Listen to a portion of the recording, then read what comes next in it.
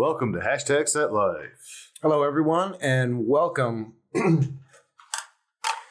to Hashtag Set Life, the show where we bring on industry guests and we talk about life on set. Today we have with us Pat Bird, production designer and art coordinator? Yeah, art director. Art director, that was the word I was looking for. My bad. Art director and production designer. Hello, Pat. Hello. Thanks for having me. Absolutely. So, Pat, for our listeners, could you just kind of give just a brief summary of the roles and responsibility of the production designer or art director? Yeah, they can be two different roles. Like production designer is a little more in the style and design, and then art direction, some of the logistics and things. But it's the management of physical assets that end up on screen, pretty much diegetic assets. That include props and as well as like the Props, art hanging on the dressing, wall. yep. And then if there's any kind of like special effects facilitations or anything like that, or even weather. Let's define set dressing. Set dressing is the art, or things like a refrigerator, the table, if the script calls for a couch. Yeah, the things that you take advantage of when you walk into a room because they're already there, but without them, arguably, a frame would look pretty empty. Wall color, carpet, all the other stuff that is quick to look over because you walk into a room and it's furniture, quick and easy, and we can move this and we can move that, but it goes beyond there. Yeah, lamps. Where's the light in the room coming from? Yeah. Is the light coming from the window? What are they draped with? What kind of blinds? And I imagine, depending on the size of the production you're on, that would dictate the amount of influence that your department has in a particular room or set. For sure. A lot of it will start with just good locations too, right? Mm-hmm. Like one movie I was on, an autumn summer, not that we barely did any work. We did a lot of work, but the heavy lifting was done by the house, by the facility that we were in. Just gorgeous A-frame up north, by kind of Glen Lake territory. And it was just gorgeous. We walked up and we had to change a couple of things. Right. We a couple colors up here and there. The pieces may have been there for your access, but maybe not in the space that you'd like them to live. So that was great. And then there have been other places where it's just, all but an empty house and we had to bring absolutely everything in. Yeah, like an Airbnb. Yeah. Or like on Stealing Jokes, where within the Masonic Temple, you guys built a hotel room. Yeah, that was a lot to ship in. We had to stick bundle the whole thing up. How many flights of the elevator? That was that was on the sixth floor. And at that point now you're designing the set, right? Yeah. The Masonic most certainly served then as a studio. Yes. And then one of their upstairs banquet rooms was We used one of their walls. Like they had the wood paneling on one of the sections, so we just built a horseshoe and pushed it up against that. And then after they were done, lighting came in and built a rig above it. Excellent. Well, let's start at the beginning, Pat. Where did your journey in working in film start?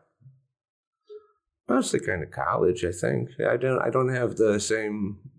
I played around with my brothers or kids or anything like that. I thought about it, but I never got a chance. Yeah, I didn't make films. I feel I was a comic book kid and I drew a lot of stuff, so I think that was a good part of it, paneling and moving that forward. And then in college, film kind of struck. It was proximal. I went for English, and then they had film studies to work with it. So. Like that, kept going, but I was also in some museum stuff and working with exhibits installation. So the building of that and then film proximity, I just kind of was the art department. Museum is interesting. I love museums, but you talking about building stuff in the museum and stuff, could you elaborate a little bit? I'm curious what we don't know about what goes into a museum setup. There are similar things that I carry, I guess, over into film design because it's the abuse that objects get. Like some of it's like putting artifacts on display, and that's when you have like a hero object or a superhero product in the middle or something like that. But then the other stuff is like you got to deal with hundreds of children smashing against this thing all day or this or that or whatever. And that's, again, not too dissimilar to a film set. Now some stuff starts to get abused over the days. So I don't know. Yeah, use, I don't know. Weird. I guess the similarity of the two, the crossover would be building an environment to take a viewer somewhere other than where they're standing. Right. So like building something around an artifact to give it some sort of the context necessary for it. Yeah. Right on. Okay. Very interesting. So you mentioned college. Were you in a film centric study, or was it just part of the curriculum through your English training? Or no, it was a film centric thing. Like it was an English major with a film studies specialization. Okay. So like screenwriting and everything. But at the time when I was there, the departments weren't unioned. There was or unified rather.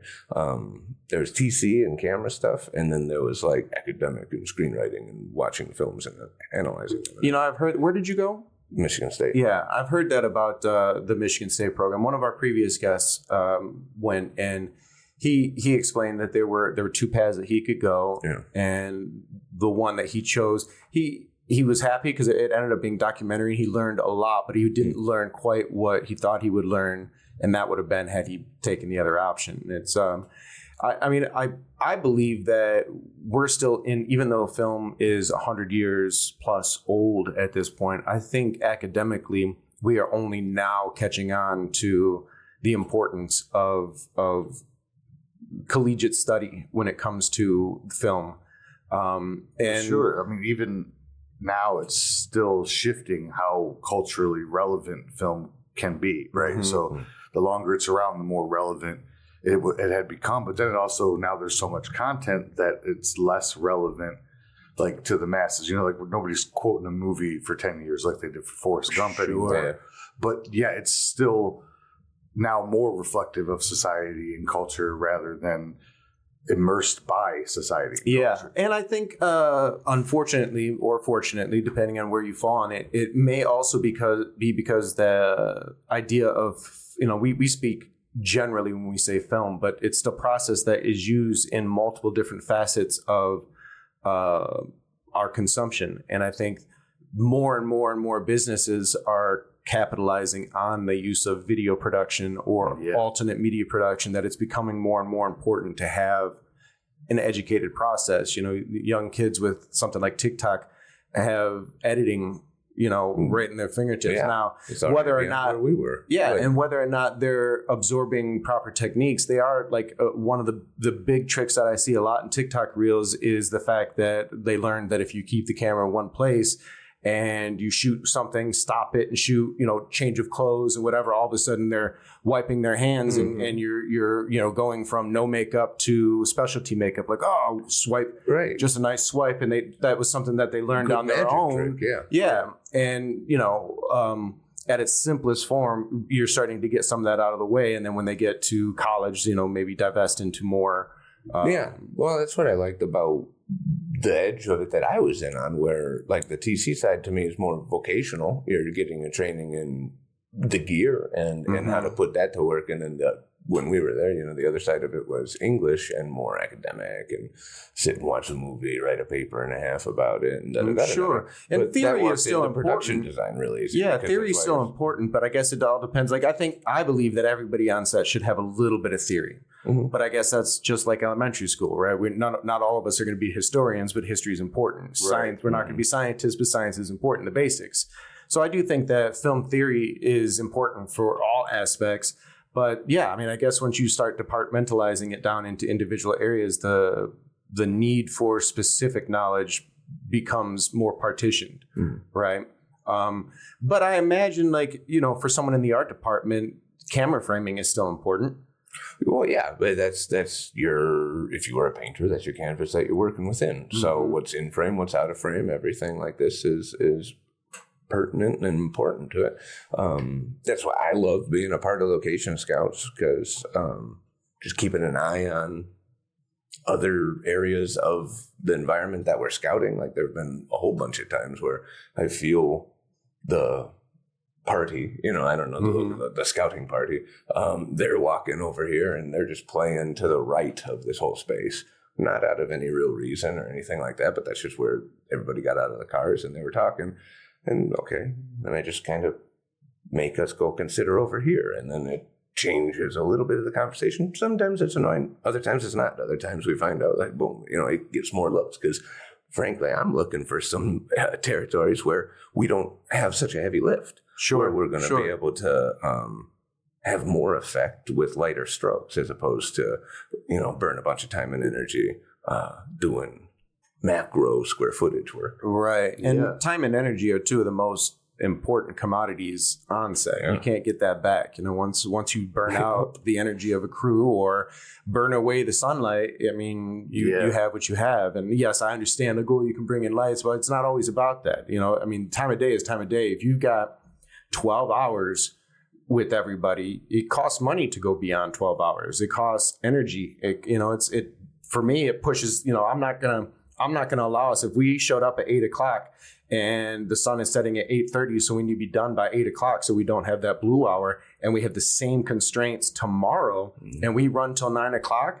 Sure, you can be like, oh, we'll pay the overtime, blah, blah, blah. That's cool, but now I'm not calling everybody tomorrow until 9:00, which means now we have an hour at the end of the day where your son's not going to call. I can't call God. Yeah. Bro, I need 45 more minutes. It's not going to happen. The Earth's spinning too fast. Slow it down. Can we slow it down just a little bit? So after college, what was your first experience on set? I did a couple of little BA things. I was on this thing called Margarine Wars. It's a comedy film. A butter battle. That's it was about it was like some town outlawed real butter or something like that. I don't know. It was weird. And that. And then, while I was at State, I was like a perimeter PA when Batman and Superman came through. Oh, okay, cool. But that was kind of it. And then did some normal work for a minute and a half, and you kind of do this in the background of things, other friend filmmakers and stuff, always doing it in the background. Mm-hmm. But then quit a Square job and said I was freelance, and I've kind of been doing it since. So you say working with friends and such, were you working on like passion project shorts and things like that? Short films and all that. A lot of music videos in that time, and then a lot of like horror shorts. What type of position were you involved with? Were you in art by that point? For the group of people that I was with at the time, like I was just kind of the clean and clear art person. I think Joe and I were talking earlier, but just like a fabricator's background with our upbringing. So you knew how to make stuff and do stuff. And when you drop into locations, you know how to fix a hinge if you had to or something like that. Yeah. So it just kind of went that way. And then making weird stuff. That was what the horror shorts were good for. Some, severed heads and monsters and all that. Very cool. Keeping the muscles stretched for yeah. So I don't really know how to really expand on this conversation without maybe starting at the beginning of the production process. Sure. Most everyone starts with the script, right? In fact, all of us start with the script. It starts with the script. There's no ifs, ands, or buts about it. It starts with the script. When it comes to the script, when typically does a script fall in your hands for a project in relation to shooting process and when day one starts? Is this something that comes to you months ahead of time, days ahead of time? And when do you prefer to get it? It depends on the group or the production house or directors or whatever. So a lot of them can reach out like after first draft because they're, hey, feel this out with me, or their notes, can we change, work this over into something? That's always a nice time. Other times, for higher work, you get like a week and a half, 2 weeks, if it's like a commercial thing or something, but that's not the same type of script. I don't know what the shortest like narrative script I've ever gotten that timeline on. Most of those are pretty respectful because narratively people are putting more heart into it, and they actually want it to come out well. Yeah. So they give it a little bit more time. So the hard scripting and the fast turnaround stuff is always in commercial things and like maybe music videos because they come up fast and hot, but like they aren't a movie either. They're not narrative. Yeah, there's not as much involved in it.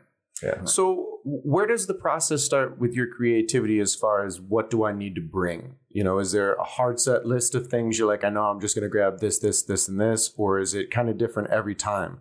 I imagine that, seeing the location is a big part of it, but in the most general way, how do you start to itemize what you need to bring and how you seek it out as far as set pieces or props go? Yeah, it's on the page with the script. You just kind of read that, appraise it, kind of see how frequently things are interacted with. That creates a hierarchy list or whatever. Mm-hmm. And then, you hope, as you go on a scout or something, you're keeping an eye out. Oh, we can use that over there. That's just for that wall, blah, blah, blah. It's not like the chair that they're sitting in or the right. Your hero objects or, just the filler objects. The real thing that I do when I do it before I do all the like style and prop and set dressing things is kind of break down the kit needs or the things that like I'm going to need, the infrastructure of stuff, moving things easy, setting tables up. You always have G&E, you're pulling out trucks and lining up driveways full of gear and everything. You got to kind of lay claim to where you're going to operate out of 100% on that day. So and typically the set dressing that I've worked with, it's usually like a U-Haul or big box truck. Is that typically what you operate out of? I get some of them, some like that. Some of them are out of an SUV because they're not that big. It's just some things, So that's why it's mostly facilitation. That's why it's like pop-up tables galore, wheels galore, sliders galore, like here, this is my rifle, this is my gun kind of stuff that helps you get the day dealt with, because those lists of assets or props or whatever, like those are always so unique per project that you could know, an average across them all. Like, sure, there might be, but the real average is what we use. And that, I guess, is one of the things, like camera and lighting, like you guys have such similar gear and material each time through that you can really kind of build that. With me, it's more the size of the project dictates how large the lighting package is. But I have the staples, you need to have these certain things just to make the day work. And I'm sure that's what you mean by your kit. Yeah. Like the tools that you need that you're going to have regardless of your toolkits, all this. You're going to need your paintbrush and your utility knife and your Sharpie. Yeah. So that honestly, that's what I spend the in between time meditating on, because each project that comes up is its own engagement, its own shopping situation. So you brought up shopping. I imagine that's probably a large part of pre-production for you. What is that process like? Do you have retailers that you work with often? Is it always kind of a scavenge hunt to try and seek out what it is you're looking for? A bit of both, we live in consumerist America, so there's a billion places to be able to stop and get just stuff. So the hunt for super good stuff is kind of the fun of everything. Is when you go through good salvo places, good antique places, or this or that, if the project calls for that. And that's been the biggest divide. Narrative sends you to fun places and vintage places, antique and stuff. And then commercial stuff, it's like I'm going to box stores and the mall and all this kind of stuff. And those are always fun days. I imagine. Well, nothing beats a good Value City or Goodwill. When you find the right one, on a good day after an intake, But that's those are some physical things, and then you try to do as much as you can online if you can, just because you can confirm it with the clientele a little bit easier. Share pictures. You're overbuying and taking pictures and shooting it because you're working on such a short timeline. But then I've also learned to never trust the internet. It'll always show up the next 100%. Day when you have nothing going on, and it'll be a week and a half late when you needed it, in 2 days. So. Yeah, absolutely. I imagine that's a risk that you always have to consider when it comes to. It depends on the object. Deadlines. Like if it's a very hero object, you got to go beat feet and lay hands on it. And make sure that you have it. If it's just kind of padding the edges of everything, it's like you can do that. The percentage of work that you have, would you say that a large part of it is commercial or a large part of it is narrative? Or is it a pretty 50-50 balance? Yeah, I don't know. I think it would feel like it's commercial because that's what you pay attention to, because you're paying stuff with it a little bit differently than narrative and music video. But I have a pretty healthy diet of both. I appreciate the levels of both of them. Yeah. The reason I ask is to kind of pose the question of, let's just take one particular set. When you have a family living room, and the family living room is going to be 50% of the script because of the number of scenes that play there. Is there something that you apply? How do you know the family? What do you put in there so that the audience can relate with the family? How much of that is part of your thought process of like, I know I need this because the script said so, but the things that aren't listed in the script that characterize the family. Yeah, that's where things get fun, and you get to, add creativity to things, because it's like non-spoken storytelling, just complete visual storytelling. And the background objects on the edges of things or whatever.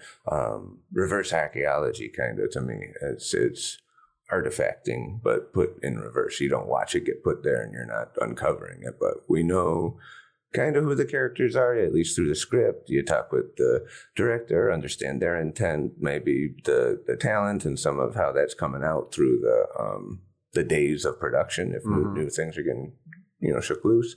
And then it's like, if there's method acting, there's sometimes method production design, where you kind of got to feel things out. If there's a couch potato, be a couch potato for about 30 minutes while you're doing that. Sit there and have your box of stuff, and don't get up, and do it from their position. So that's interesting. So that was put there correctly. If you're going around putting stuff in places, it's a different feel. Absolutely. Live in it for a minute so you know where the controller lands, where the easiest to grab. If you're going to toss that onto the table, don't break it. There's 50 people watching right now. Don't be stupid with it. But, do some things here and there. And then it's nice when you can dress the place along too. One of the things that occurs far too often, and if I haven't said it yet, I'm grateful for the existence of the art department, but very seldom on some of the indie flicks do they take the time and the budget to hire, an artist. However, they immediately find the need for it when a shot is framed up. We spent 45 minutes lighting it, rehearsing it, and we've already slated. And then the director says, "Oh, that wall is just so empty. Is there anything that we can put there?" I mean, that's the importance of what's going on, right? Right now, while we're running media, now's the time to talk. Do you find that when you're working on set and you have been brought on, that is still an occurrence, or is that something that is pretty easily rectified for you, just being present beforehand? I mean, aside from moving, like you could be like, okay, this is our 180 and I have this stuff over here. If I move it, or, are we going back because I can't duplicate it? Is it more or less like that? Or how do you manage the quick ask of, hey, do you have? Maybe. Let me check. I don't know. It'll depend. And it always depends on, I guess, the vibe of the production too. Okay. You can tell if there's just an incredibly demanding situation, or if everybody's there to get through the day and get the thing done too. Right. So sometimes, I don't know, that gets tough to say. You got to say, maybe we'll try. That's always the answer on the thing. But if it's outlandish, you also have to be able to kind of like stand up for your department. Like, you're not just here to bring them stuff. Well, you're not a wizard. Not genies, sometimes you got to say, well, if that was the request, you could have said that last week. Right. So, I don't know. That's and it depends, like you're saying, a production that doesn't bring on our department asks the 2 or 3 PAs to run around and grab a bunch of stuff because it's just about the acquisition of some stuff. Yeah. And then it's on a table and everybody can put it into play. It's like, okay, I'm not going to be surprised that there are other areas that aren't going to be addressed well in this production. Right. So, I don't know. Read the waters as they're coming in. That's I pick up a lot with how people reach out to initiate the situation. So it's like, it's nice to hear that you have a nice marriage of both corporate and narrative, because I do as well, but I think it's few and far between in some of the departments. You know, some people get stuck doing just narrative, and sure, they love narrative, but it'd be a little helpful to have that, like you say, you do the commercial stuff because that's what pays the bills, keeps you rolling. It pays the bills, but it keeps you clean and mean a little bit too, because like when you talk about some of those productions that have those shortcomings, it's kind of because some of them have like a summer camp vibe, right? They're not taking it as seriously as they could be. Yeah. So and stepping up and playing ball in a bigger division quite helps that, and then you can bring that back to the other areas. And it's a good balance.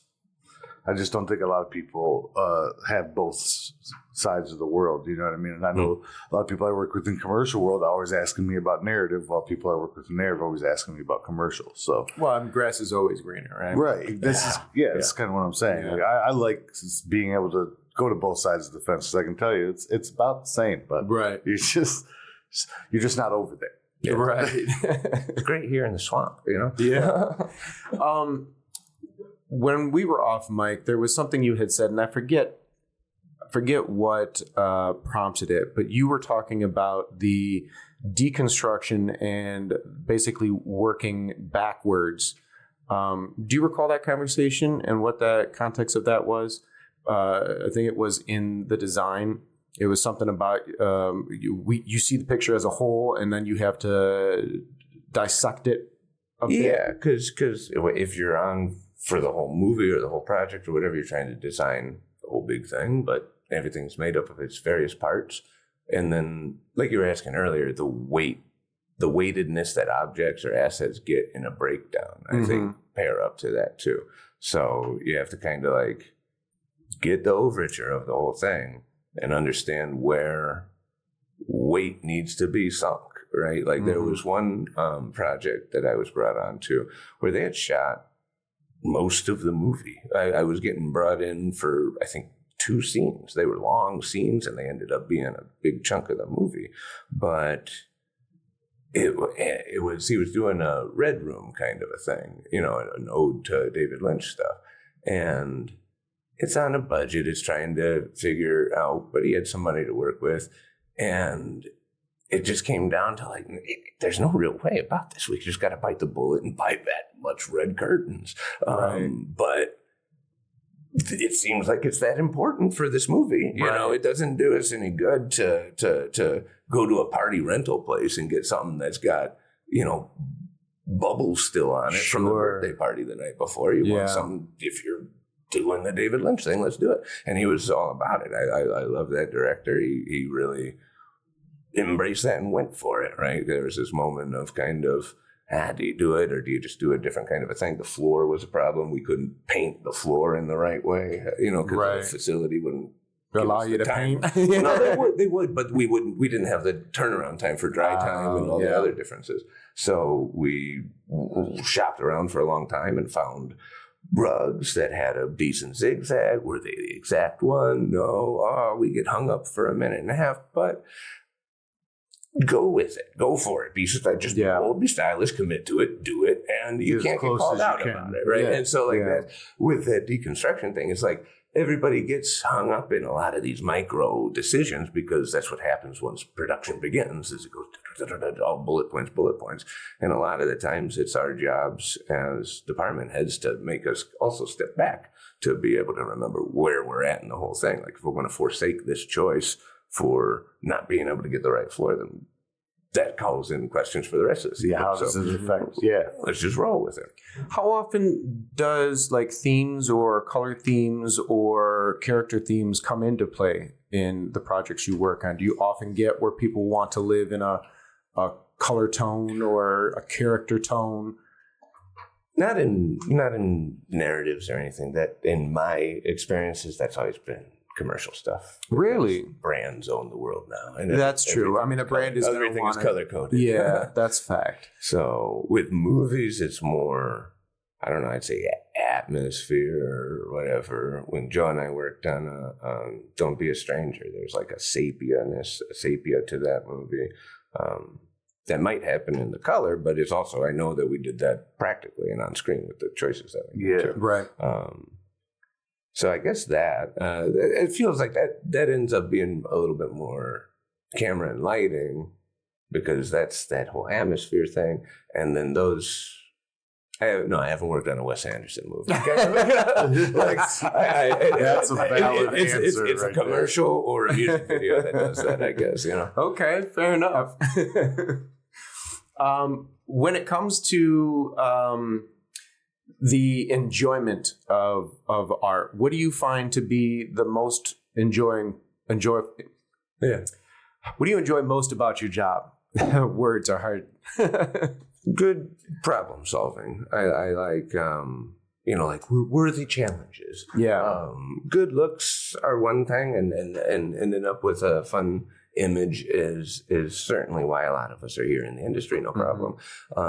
But it's the puzzles. Yeah. It's the problem solving. Same for me. Yeah. Same. In a sticky spot, making that. You're dealing with art, I'm dealing with electricity and light, but it's still like there's always a puzzle, there's always a problem, there's always how do we get out of this and get our design resolved. And I find that limitations are like sometimes a blessing.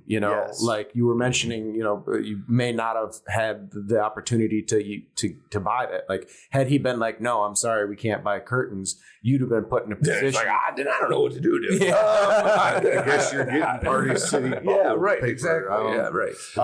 But oftentimes, good ideas come from restriction. Right. Design happens in constraints. So it's a good Eames line. Because when you get an ask on like a script, I got one. I didn't engage with the production at all. I didn't serve on it. I don't even know if it ever happened. But director sent a script asking for a breakdown, and give me a budget breakdown. What would this be? And blah blah blah. And I kind of read through it, and I was like, well, this is good. I like it. I could actually see it. And then I asked, are you trying to make this like now in Michigan, or are you trying to like sell this concept? And do you want like this Hollywood budget kind of a thing? Because I don't exactly understand the ask right now. Usually I get asked to figure stuff out on a budget. Here's your budget. Actually make it happen. Yeah, here's your budget. Do with what. Yeah, and he's like, oh no, give me the Hollywood budget, and I was like, $5 million.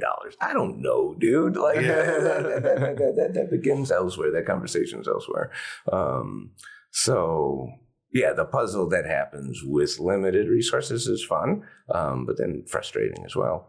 But would you say that budget is usually your first constraint then? If you don't often get the opportunity to send a budget request, and instead you're given a spending amount and that you have to shop off of, that would probably be your first set of restrictions when it comes to designing. Am I correct? Halfway. Super first one is time, because the budget thought that you have, like I can offset that if I have the time. Like if we shop things out in slow motion, or we can bargain stuff, or things go different. Deals. So I'm reading that the sooner you know, the more facilitating you can do. Yeah, you can resource differently. You have more time to get a couple other people affiliated with it. Like not even in an official capacity, but just aware and looking out for stuff for you, helping you find things. Time is the only commodity money can't beat. Mm-hmm. Right. I mean, you still got to have time no matter how much money you got. How often do you run into props or set pieces that are asked that don't exist? Maybe like Yeah. So especially in Metro Detroit, Michigan. Yeah. We don't have the same resources that New York, Chicago, LA, or these places have. A lot of it is just clean and clear purchasing. The internet certainly fills a lot of the hole.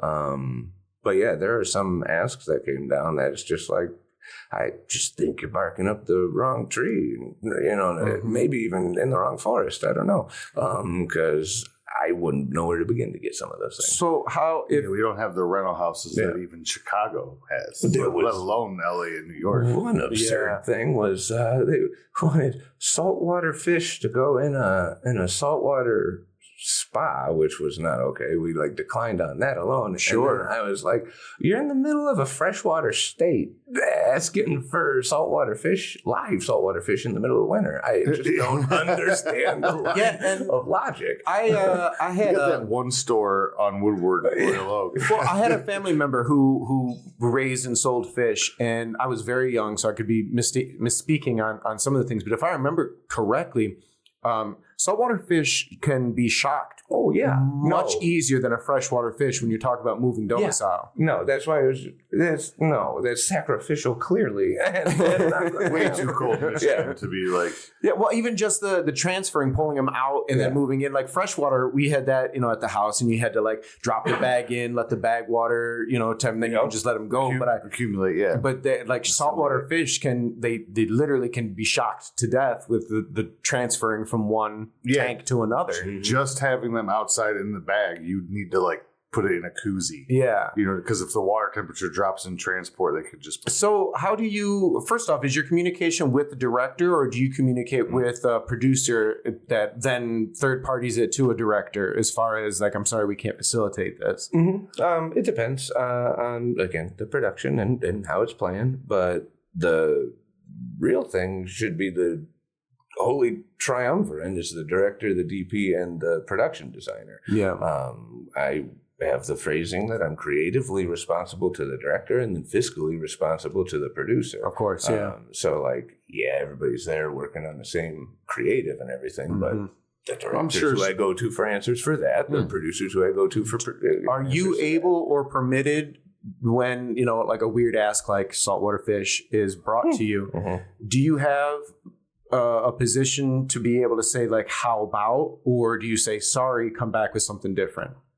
On that particular production, just that was one of those ones that waved money at things and thought that reality didn't matter. Understood.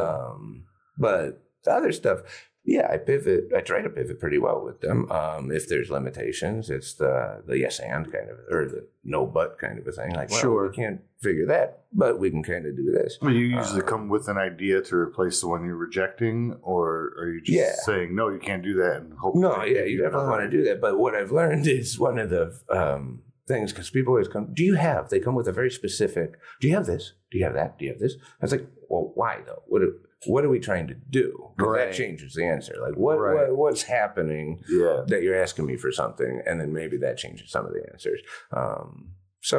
That's very similar to things that I've heard Joe say several times on this program as well, where, it is, I'm looking, I want this, this, and this. And Joe has to be like, okay, well, he's trying to run it in his head. So he returns with, what are you trying to do? And I think... To what end? I think, and I think that brings us to communication. Communication is important in my position, in the assistant director's position.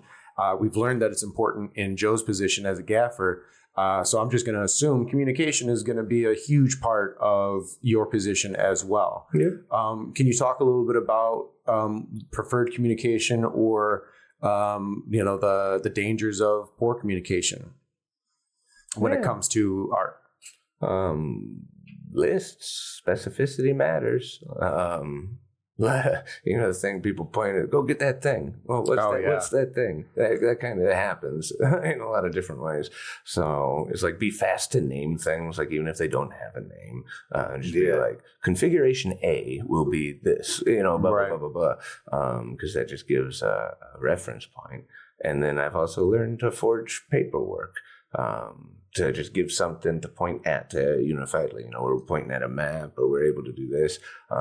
So that way it's just not up here talking face to face, because then it gets into a different thing. Like at a certain level, you are making war plans on maps and things. Oh, yeah. So, there should be diagrams. We work in a visual medium. I don't understand how much of this is verbal. I've been in the circle where I'm like, all three of you are saying the exact same thing. But here you are arguing about it. And I'm like, I agree with all of you. And then all three of them go, wait, how can you? Because you're saying the same thing. Yeah, take a step back. Like, how about you say it in his words and he says it in your words, and now you got, see, same fucking.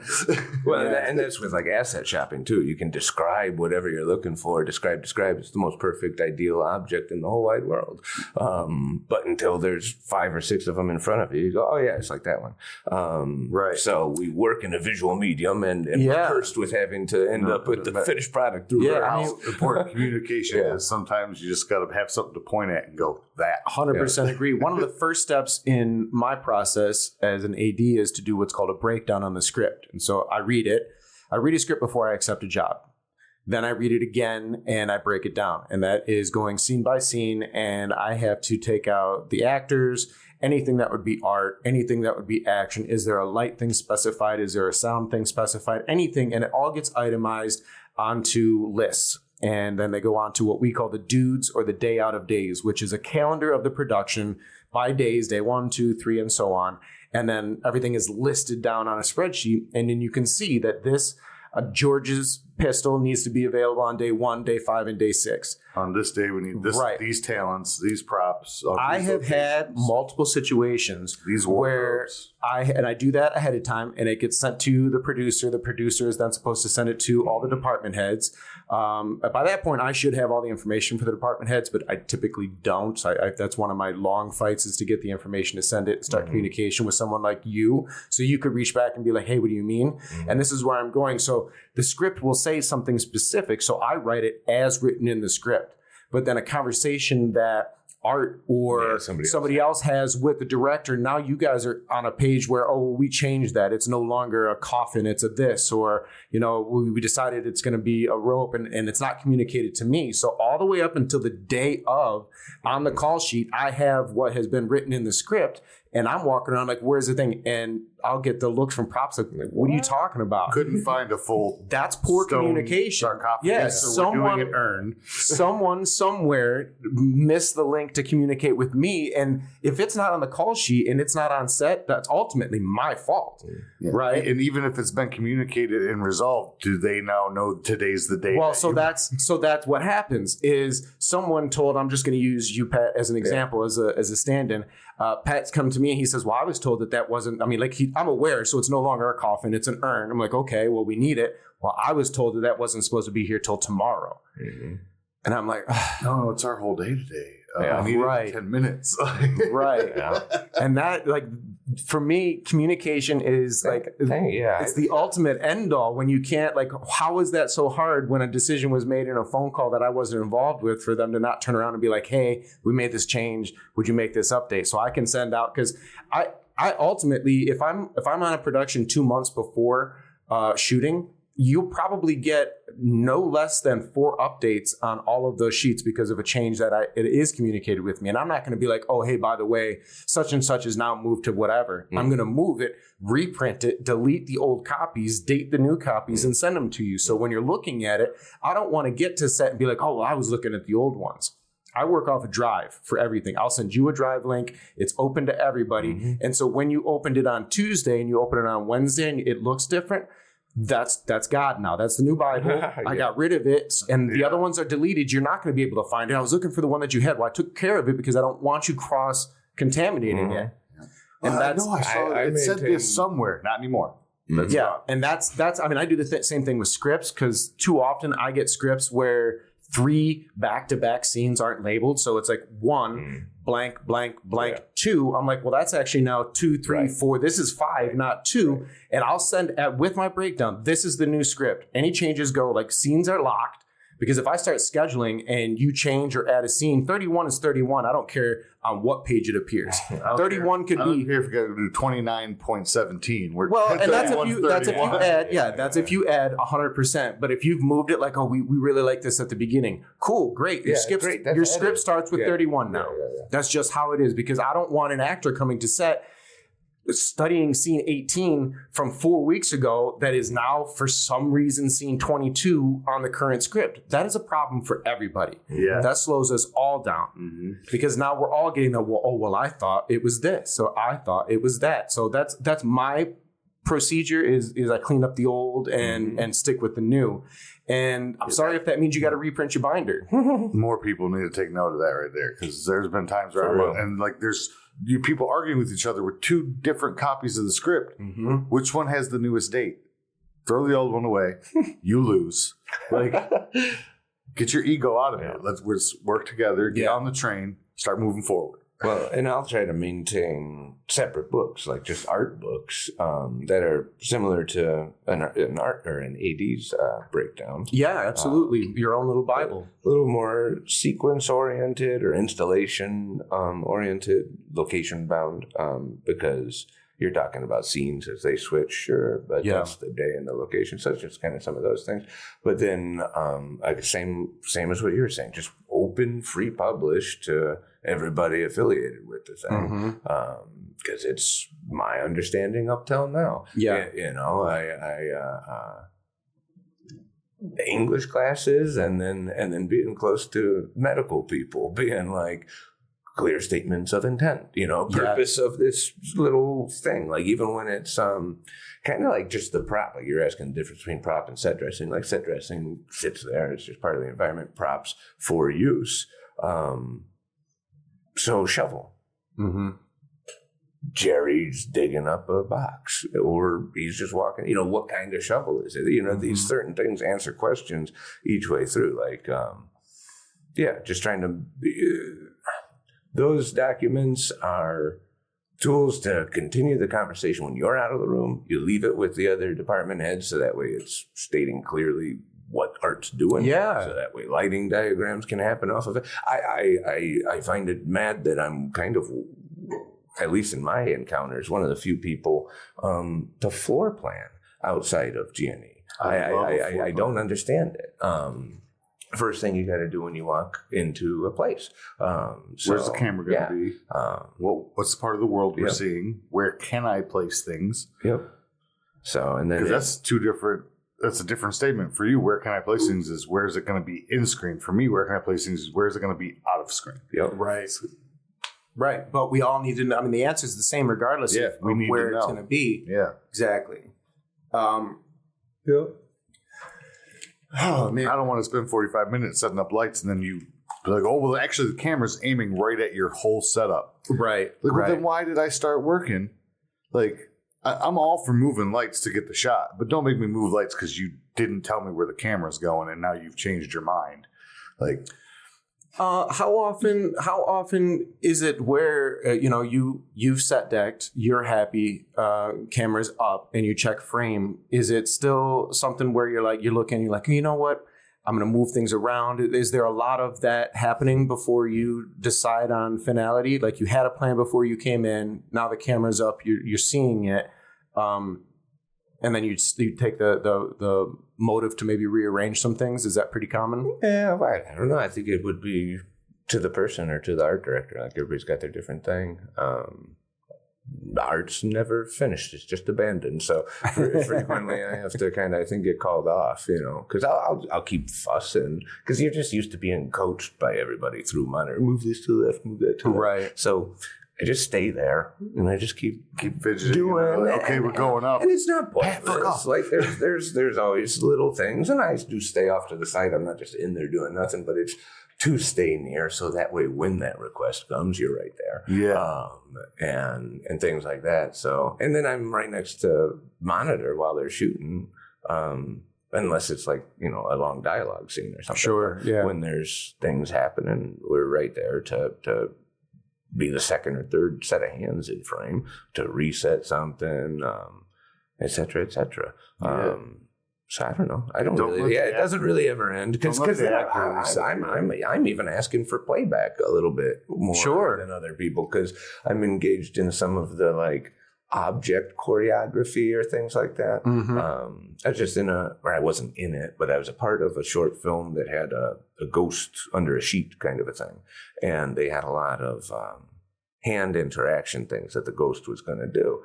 And the talent was having a time with it. And he had some obscured sight for a minute, and And it was just looking difficult and like we were going to be there for a while and everything. I was like, well, if nobody's insulted or offended, it's my job to put stuff down, on purpose and with hands and stuff. So I just went underneath the sheet and did those hand sequences. And did one take, because that's just what it is. It's precise placement. It's doing this. It's knowing the angle of camera. It's knowing how this is happening. It's having an eye with the DP and going like, no. That. It's a different way of doing it. Yeah, different approach. Exactly. What has been your favorite set piece as far as one particular, not one item, but we all use set pieces as different, but set.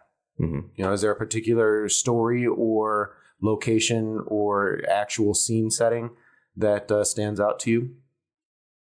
I would have to think for a while, I think. I don't know. I had a lot of fun with the Decca brothers in the Masonic Temple on a Carpenter Brute music video. Really? That was just fun. Yeah, we took it over, did rock and roll glitter zombie stuff. That sounds fun. So it was just fun rock and roll time. Yeah. It's hard to beat that. I'd say that. Yeah, we did the what was it? I think it was the yeahs. We were kind of knocking off with the glitter blood. Something like that. So we made a glitter blood cannon and this and that. So that was a long time ago by now, but still one of the most fun. Is that they still put on a great place to play. Yeah, they're fantastic. We went and saw them a couple years ago at Riot Fest. The AAS went on before 9 Inch Nails. Oh, really? Yeah. I don't remember. Well, the drugs had kicked in by then. Question then, follow up. Is there a design that you would love to do or a set that you'd love to do that you haven't had the opportunity? Is it like, are you in hopes of doing something period or something fantastical? Is there just something that would be your, I don't know, your ultimate design opportunity? Sure, but I don't know. I think but some of my dreamy aspiration things have changed as I've worked in the industry. Sure. Of course, I had the dreams of making Hook or something like that, like some of those good early kid Spielberg movies. Yeah. But now I don't know. Now I don't know. I like combination films. One movie that I made with Adam Rock. He's a DP that we partnered and worked on Kallisti, which was a Greek short, a Greek myth into a short film. Okay. But we shot live action and then layered over like animation to it, sort of like kind of poppy and punky. My pitch on that was it's like a shampoo commercial, but in a short film style. So just those kind of like very Tank Girl. Yeah, remixy kind of, and I like really the magic trick stuff of manipulating the footage afterwards. Like the movie wouldn't be anything if the animation stuff wasn't in there. Sure. Things like that. I want to do other miniature kind of things. One guy did drawless animation, which you just make cardboard puppets, but instead of stop motion, you're just like sticking and going like do. But it made like such the old mad was style. It Punch and Sally? kind of like that. It was Ringwald and Molly. It was a weird old cartoon network thing. I think you know what that was. I remember them. Yeah. Rob Schraub. Yeah. So yeah, I don't know. Weird. I was a Nickelodeon kid, so just crafty, buildy, splattery kind of stuff. And then, I don't know, I do and don't do that for other people. Commercial doesn't do that stuff. And, right. And then narrative is, I don't know, really kind of like more emotional and dramatic lately in ways. So like, there was one movie I would die to work on was Dave Made a Maze. I don't know if you ever saw that. Yeah, dude. No. I just recently saw that. So much fun. It's on Prime. I would love that. That would be so great. Interesting. I've not heard of that. Oh, is new a movie? A couple years. A couple years ago.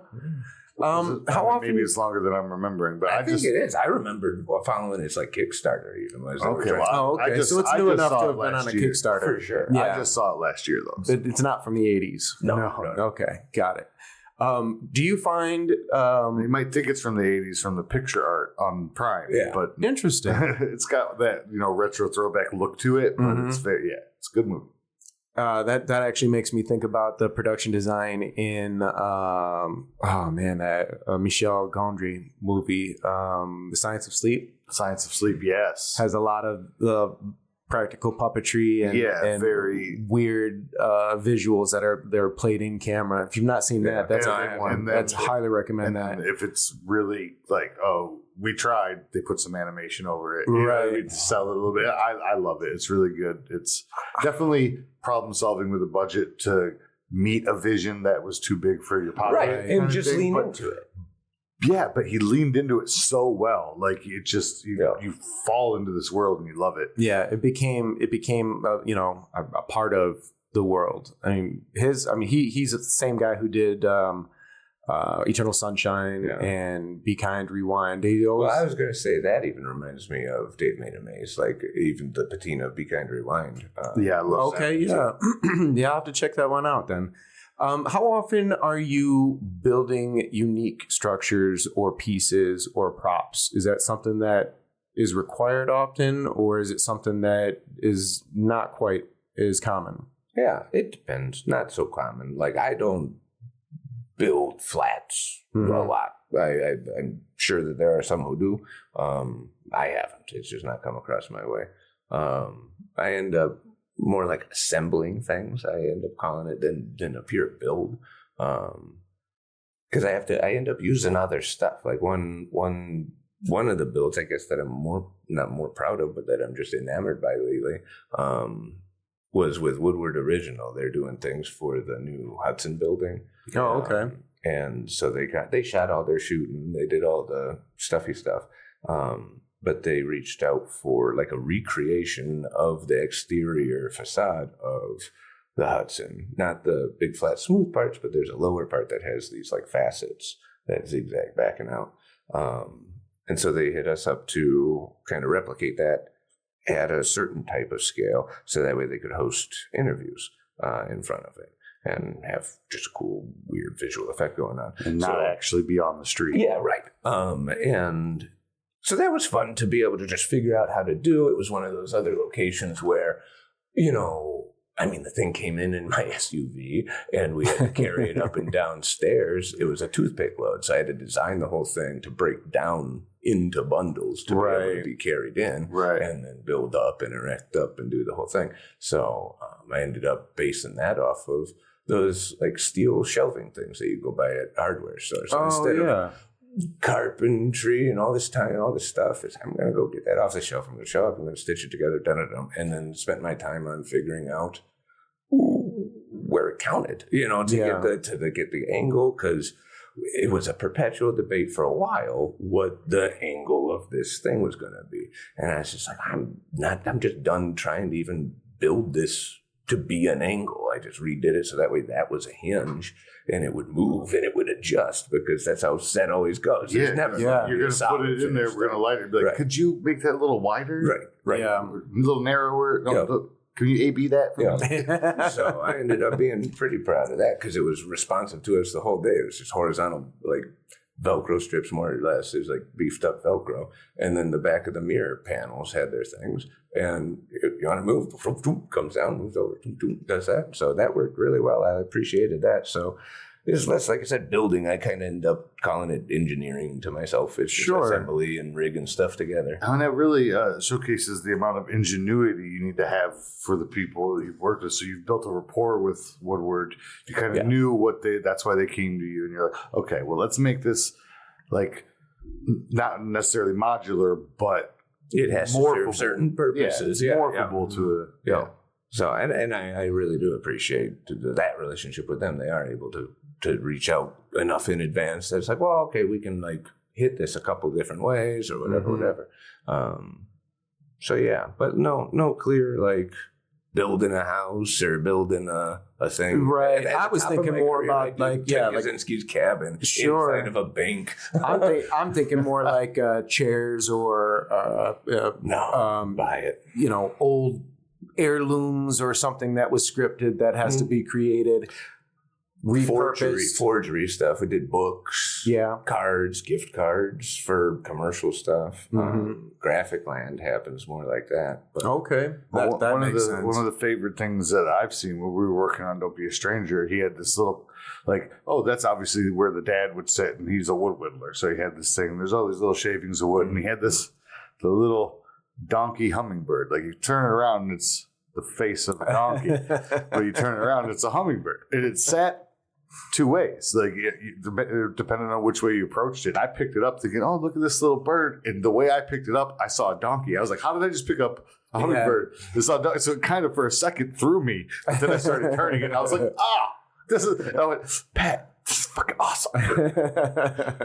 But that's just something of his that he made that he threw in there, you know. And to me, that's what I love seeing, is those little opportunities you get to like showcase. Yeah. Well, those are the moments that you hold out for. We're able to put some sauce on it a little bit. Like, and maybe nobody notices it. Yeah, but I know it's there. Do you find yourself signing your work like that in any way? Like just throwing in things like, I wonder if I can get away with this? Things that aren't necessarily out of place for the story, but unique enough to you to you're like, I did that. Little jokes and moments in the frame. Something to get a little kick. So when you see it on frame, you're like, Yeah, that was one movie that we spent a lot of time in. That was a long production, but a good and fun production. And we were able to do a lot of those in almost every frame, kind of. Oh, very cool. Yeah, we were very manipulative of the frame in that, because like, it was always the camera had the same perspective to the wheelchair. Mm-hmm.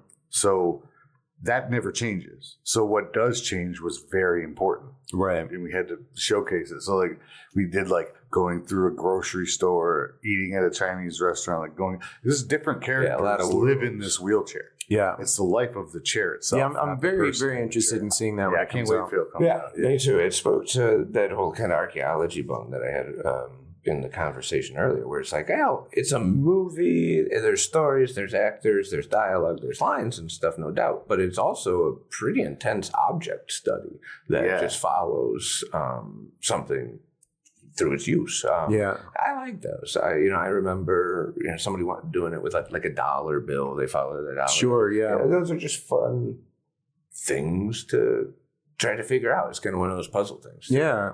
Where does it go? If people are interesting because of their stories, objects have a whole lot of other stories. I agree. In them. I agree. Well, Pat, I want to thank you very much for coming on. Thanks for having me. Expounding upon your experiences with us.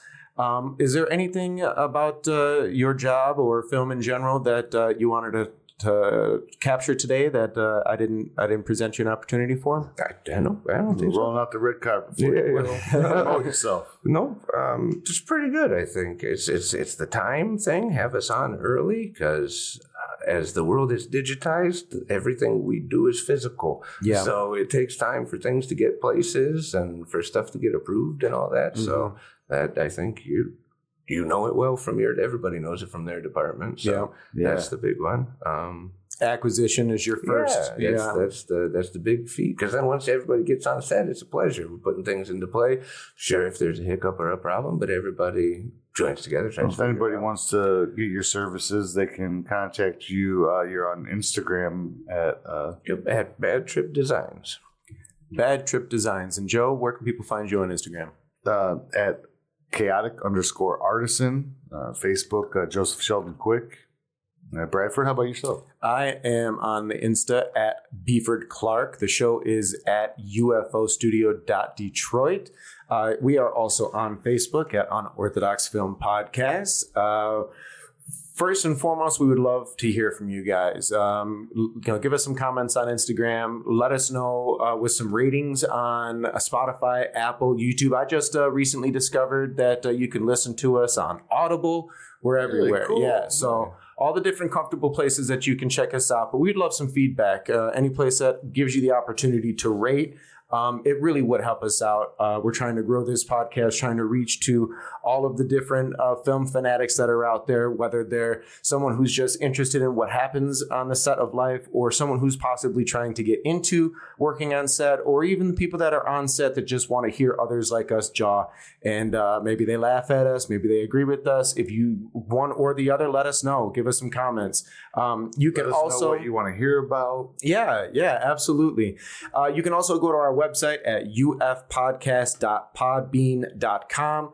All of our links are going to be listed in the description below, including our merch store where we do sell some hoodies and I just saw Joe had t-shirts. Joe's got a nice travel drinker with them, a little tumbler that looks like it's working out pretty well. Some Camelbacks, yeah, wonderful. So, but that helps support the show, and we're trying to put together some future projects. But most importantly is your feedback. So we'd love to hear from you. And if you have any personal suggestions for us or want to reach us directly, you can email us at ufostudio.detroit@gmail.com. So thank you again, everybody, for listening, and we will see you next time. #SetLife. We out.